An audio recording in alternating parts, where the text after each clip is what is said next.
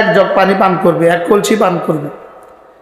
আর যদি সে এক কলসি না পায় তো এক গ্লাস যদি পান করে কিছুটা হলেও পিপাসা নিবারিত হয়। তিনি বলেন যে পানির যেমন এক ফোঁটার মধ্যেও পিপাসা নিবারণের যোগ্যতা আছে, ঠিক তেমনি ভাবে কোরআনের এক এক শব্দের মধ্যেও আল্লাহ তাআলা হেদায়েত রেখে দিয়েছেন।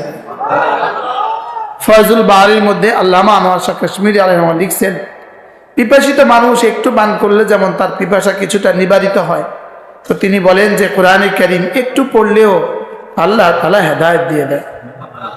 এজন্য ফাকরাউ মা তায়াসসারা মিনাল কোরআন, আল্লাহ তাআলা বলেন নামাজের মধ্যে তোমার কোরআনে কারীম যতটা সহজ লাগে, যেটা সহজ লাগে এটাই পড়ো। যদি এই আয়াতে কারিমা না হইতো, যদি এই আয়াতে কারিমা নাজিল না হইতো, তাইলে সূরা বাকারা পড়া লাগতো মাগরিবের নামাজের প্রথম রাকাতে। যদি শুধু বলতো ফাকরাউ মিনাল কুরআন, তাহলে সূরা বাকারা পড়তে হতো। লেকিন রব বড় সহজ করে বলেছেন মা তায়াসসারা মিনাল কুরআন, বলে মা তায়াসসারা মিনাল। হুজুর আছেন?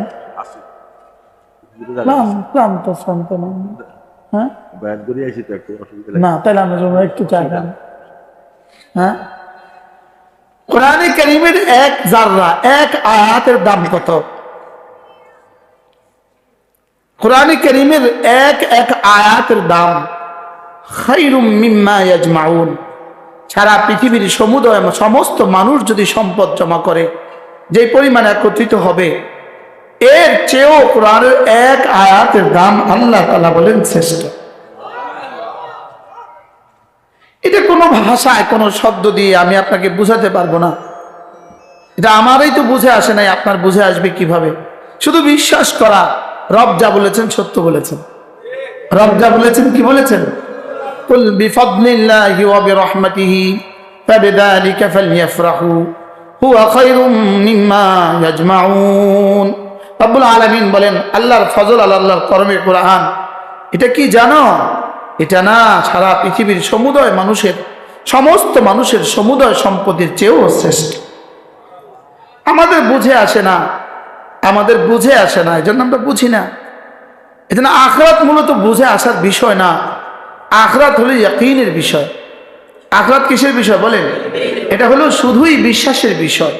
এটা কোনোভাবেই হিসাবে মিলবে না, কোনোভাবেই তো বুঝে আসবে না। এজন্য ইয়ালামুনা যাহিরাম মিনাল হায়াতিদ দুনিয়া ওয়া হুম আনিল আখিরাতি হুম গাফিলুন। আল্লাহ তাআলা বলেন এরা দুনিয়া অনেক বুঝে, লেকিন আখিরাত থেকে এরা গাফেল। আখিরাত থেকে এরা কি? গাফেল। এজন্য কোরআনে কারীমের আয়াতে কারীমা আমি আপনাদের সামনে সূরা নাবার শেষ আয়াতগুলো তেলাওয়াত করেছি। পুরোটা সূরা আল্লাহ তাআলা আখিরাতের দৃশ্য বর্ণনা করেছেন, পুরো আখিরাতের দৃশ্য। এর আগের আয়াতে কারিমাগুলোতে জাহান্নামের দৃশ্য, আর এই আয়াতে কারিমাগুলোকে আল্লাহ তাআলা জান্নাতের দৃশ্য বর্ণনা করেছেন। জান্নাত কেমন হবে? জান্নাত মূলত বানানো হয়ে গেছে। বলেন জান্নাত বানানো হয়ে গেছে। বলেন জান্নাত কি? বানানো হয়ে গেছে। জান্নাত বানানো হয়ে গেছে। এবং কার জন্য বানানো হয়ে গেছে? রব্বে কারীম বলেন উইদ্দাত লিল মুত্তাকিন, মুত্তাকিদের জন্য জান্নাত বানানো হয়ে গেছে। কি? তো জান্নাত তো বানানো হয়ে গেছে কাদের জন্য? মুত্তাকিদের জন্য। এখন আমাদের হওয়া লাগবে মুত্তাকি। বলেন জান্নাত বানানো হয়ে গেছে, হবে না হয়ে গেছে? আচ্ছা, দুলহা শ্বশুর বাড়িতে আসবে, কালকে মেয়ের বিয়ে, আজকে মেয়ের বিয়ে, দুলহা আসবে রাত্রে এখানে। এখানে খাট কি আজকে বানাবে না আগে বানানো হয়ে গেছে? বাথরুম কি ও আসলে বানাবে না আগে বানানো হয়ে গেছে? ঘরের টাইলসের কাজ কি আজকে বানাবে না আগে বানানো হয়ে গেছে? ঠিক আল্লাহ তাআলা বলেন উইদ্দাত লিল মুত্তাকিন, জান্নাত মুত্তাকিদের জন্য বানানো হয়ে গেছে। জান্নাত মুত্তাকিদের জন্য কি বানানো হয়ে গেছে। এখন মুত্তাকি কারা? আমার পীর ও মুর্শিদ হযরত মাওলানা সুলতান আহমদ নানুপুরি রহমতুল্লাহ আলাইহি, আল্লাহ আমার হুজুরের কবরকে জান্নাতের টুকরো বানিয়ে দেন। হুজুরের ভাষায় বলতেন, হুজুর বলতেন পৃথিবীতে মুত্তাকি হওয়া এটা ম্যাচ কেনার চেয়েও সহজ। কি বলতেন বলেন? মুত্তাকি হওয়া ম্যাচ কেনার চেয়েও সহজ। হুজুর বলতেন ফরজ ওয়াজিব ছাড়বো না, কোনো গুনাহ করব না, মুত্তাকি হয়ে গেছে। কি বলছে বলেন? ফরজ ওয়াজিব ছাড়ে না, কোনো গুনাহ করে না, এই মানুষটা মুত্তাকি হয়ে গেছে। বলো তো বন্ধু, মুত্তাকি কে হয়ে গেছে বলো? ফরজ ওয়াজিব ছাড়ে না, কোনো গুনাহ কি, এই লোক কি হয়ে গেছে? মুত্তাকি হয়ে গেছে। তো আল্লাহ তাআলা বলেন, জানো তুমি যদি আমার মুত্তাকি হয়ে যাও, আমি না তোমাকে আমার বন্ধু বলে দেব। জি, কি ভাই, যদি ডক্টর ইউনূসের বন্ধু হয় কেউ, তো কি অবস্থা বলে? কি ইনি ডক্টর ইউনূস সাহেবের বন্ধু? বন্ধু ইনি যদি আরশে আজিমে মালিকের বন্ধু হয়। হযরত মাওলানা হাবিবুল্লাহ মিসবাহ রাহিমাহুল্লাহ হুজুর একটু আগে বললেন, আল্লাহ তার কবরকে জান্নাতের টুকরো বানিয়ে দেন। হুজুর যখন অসুস্থ, জীবনের শেষ সময়, আব্বার সাথে আমি চাটখিল 10 ঘরিয়া আব্বার সাথে আমিও গিয়েছিলাম হুজুরকে দেখতে। তো আব্বা হুজুরকে বললেন যে হুজুর আমার ছেলের জন্য একটু দোয়া করে দেন। আমারে বলতেছে ওর জন্য একটু দোয়া করে দেন, আপনি তো নিশ্চিত আল্লাহর ওলি। হুজুরে কি বলতেছেন শুনেন, হুজুর বলতেছেন শুনেন, মাওলানা আব্বারে কইতেছে আপনিও আল্লাহর ওলি। হুজুর বলতেছে, তো নিজেই বলতেছে ইন আউলিয়াউহু ইল্লাল মুত্তাকুন। এই জীবনে হুজুরের মুখ থেকে আমার শেষ শব্দ। এরপরে হয়তো 15 দিন পরে হুজুর ইন্তেকাল হয়ে গেছে।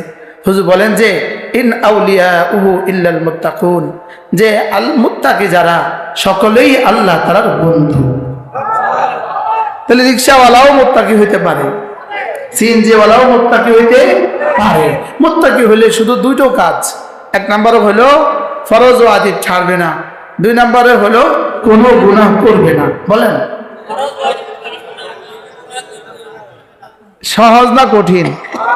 পৃথিবীতে সবচেয়ে সহজ আল্লাহর ওলি হওয়া। দুনিয়াতে সবচেয়ে সহজ কি হওয়া বলেন? আল্লাহর ওলি হওয়া। আর দুনিয়াতে সবচেয়ে লাভজনক আল্লাহর ওলি হওয়া। সুবহানাল্লাহ বলেন। এর চেয়ে সহজ কোনো কাজ নাই, এর চেয়ে লাভেরও কোনো কি নাই বলেন, কাজ নাই। এখন তো নবী তো হওয়ার সুযোগ নেই, রাসূল তো হওয়ার সুযোগ নেই, হ্যাঁ সাহাবী হওয়ার সুযোগ নেই, লেকিন আল্লাহর ওলি হওয়ার কি আছে বলেন? সুযোগ আছে। কয় কাজ করলে আল্লাহর ওলি হওয়া যাবে? কি কি? ফরজ ওয়াজিব ছাড়ে না। আলা ইন্না আউলিয়া আল্লাহ লা খাউফুন আলাইহিম ওয়া লা হুম ইয়াহজানুন আল্লাযীনা আমানু ওয়া কানু ইয়াত্তাকুন। আল্লাহ তাআলা বলেন শুনো, আলা মানে শুনো শুনো শুনো, আলা অর্থ কি? শুনো শুনো শুনো। আলা ইন্না আউলিয়া আল্লাহ, কেউ যদি আমার বন্ধু হয়ে যায়, আল্লাহ তাআলা বলেন কেউ যদি আমার বন্ধু হয়ে যায়, ফালা খাউফুন আলাইহিম ওয়ালা হুম ইয়াহজানুন, তার আর কোনো ভয় নাই, আর কোনো চিন্তা নাই। সুবহানাল্লাহ।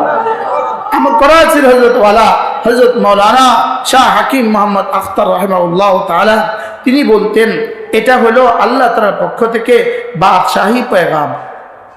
এটা কি? বাদশাহী পয়গাম। হযরত বলতেন এটা শাহানা অফার, শাহানা অফার, বাদশাহী অফার, বাদশাহী অফার। বাদশা যেমন কি বলে, যাও এটা করো, আমি আছি, আমি দেখব, চিন্তা করবা না। তা আল্লাহ তাআলা বলেন তুমি যদি আমার বন্ধু হয়ে যাও, যাও, কোনো টেনশন নাই, আমি আছি। কি ভাই, হ্যাঁ কি ভাই? আচ্ছা ঢাকার ডিসি সাহেব যদি আপনার বন্ধু হয়, আর আপনি ঢাকা ঢুকছেন রাত 2টা বাজে, আপনার কাছে সাহস লাগে কিনা? হ্যাঁ, যদি ডিআইজি, ঢাকার ডিআইজি যদি আপনার দোস্ত হয়, আপনি রাত 3টা বাজে ঢাকা ঢুকছেন, আপনার কাছে কিছুটা সাহস লাগে না, লাগে না বলেন? ডিআইজি আমার বন্ধু বেটা, ডিআইজি আমার বন্ধু বেটা। যদি আইজি বন্ধু হয় তো কেমন হবে? যদি সেনাপ্রধান যদি বন্ধু হয় তো কেমন হবে? আরশে আজিমের মালিক যদি বন্ধু হয় তো কেমন হবে? কি হয়? আরশে আজিমের মালিক যদি বন্ধু হয় তো কেমন হবে? আরশে আজিমের মালিককে বন্ধু বানানো সহজ না কঠিন? সহজ। ফরজ ওয়াজিব ছাড়বো না,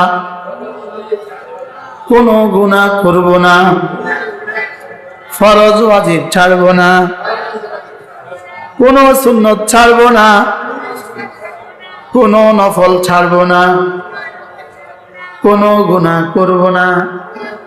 আচ্ছা, এই স্লোগানটা লইয়া যদি বাড়ি যাওয়া যায়, হ্যাঁ কি হয়? আমি বললাম রব্বুল আলামিন যদি কেউ আপনার বন্ধু হয়ে যায়, আপনি তাকে আর কি দিবেন? রব্বুল আলামিন বলেন, যাও কথা দিলাম, লাহুমুল বুশরা ফিল হায়াতিদ দুনিয়া ওয়া ফিল আখিরাহ, দুনিয়া তোমার, আখিরাত তোমার। দুনিয়াও তোমার, আখিরাতও তোমার। দুনিয়াতে তোমার যখন যা লাগে সব দিয়ে দিব, শুধু যখন যা লাগে তা দিব না, তুমি যদি কারোর জন্য সুপারিশ করো তাকেও দিয়ে দিব।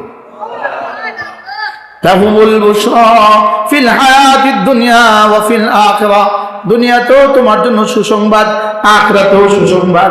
তুমি যদি আল্লাহর ওলি হয়ে যাও, তুমি যদি দুই কাজওয়ালা হয়ে যাও, আল্লাযীনা আমানু ওয়া কানু ইয়াত্তাকুন, তুমি যদি ঈমানওয়ালা হও আর তাকওয়াওয়ালা হও, ঈমানওয়ালা তাকওয়াওয়ালা, বলেন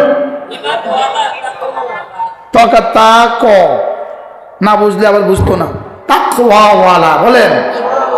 হাজারো মুসলমান তো এখন এই শব্দই জানে না, আছে না? নাই বলে, হাজারো মুসলমান এই শব্দই জানে।